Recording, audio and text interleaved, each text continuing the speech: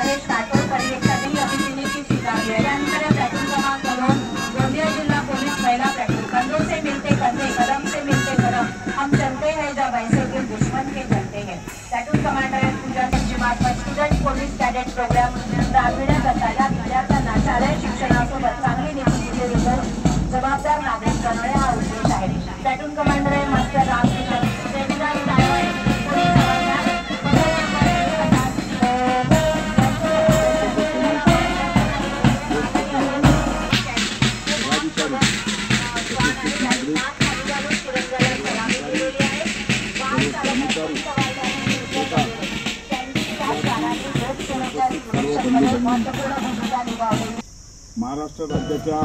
Maharashtra police दलाच्या खांद्याला खांदा भिडून कायदा व सुव्यवस्थेचा प्रश्न हाताळताना सिंहाचा वाटा उचलणारे आमचे हे होमगार्ड पथक महिलांचे प्रमुख अतिथींना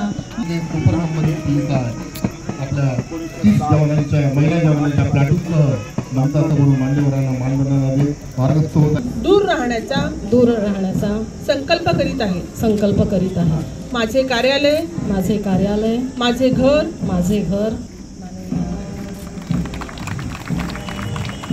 धन्यवाद सर।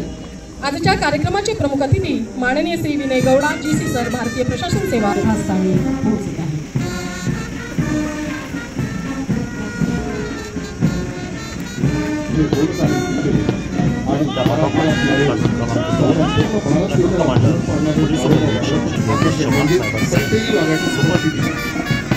अशा या विविधतेने नटलेल्या चंद्रपूर जिल्ह्याचे माननीय श्री विनय गौडा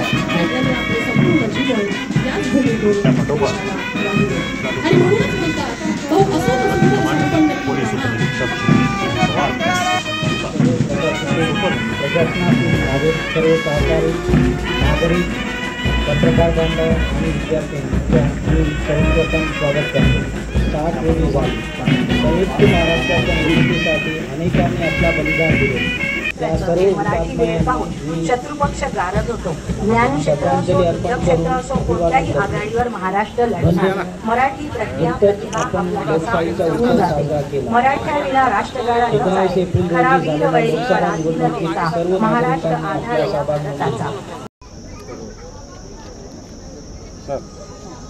1 मे हा महाराष्ट्र दिन व कामगार दिवस या दोन्ही औचित्य साधून आज इकडे जालन्याला ध्वजारोहणाच्या कार्यक्रमाच्या प्रसंगी मी सर्व या जालन्याचा पालकमंत्री म्हणून सर्व जालन्याच्या नगरवासियांना महाराष्ट्र दिनाच्या व कामगार दिनाच्या खूप खूप शुभेच्छा देतो। आणि पुढच्या काळामध्ये महाराष्ट्र हा प्रगतीच्या पथ्यावर मोठ्या प्रमाणात काम करेल आणि देशातही महाराष्ट्राचं नाव नेहमी 1 नंबरवर राहील याच्याकरता सर्वांनी आपण प्रयत्न करावे। पुन्हा एकदा सर्व कामगार बंधूंना आणि महाराष्ट्र दिनाच्या सर्व प्रशासकीयांना आणि सर्व नगरवासियांना खूप खूप शुभेच्छा।